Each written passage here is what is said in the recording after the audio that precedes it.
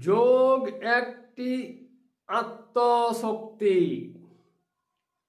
আত্মার প্রকৃত রূপ নির্ণয় শক্তি।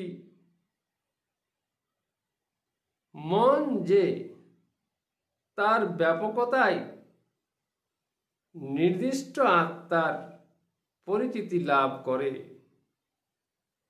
অবস্থানিক বিভাজন দ্বারা।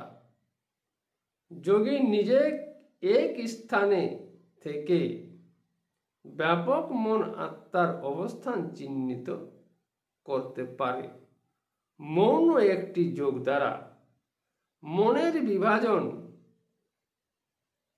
হইতে আত্মার বাস্তবতা প্রমাণিত হয়।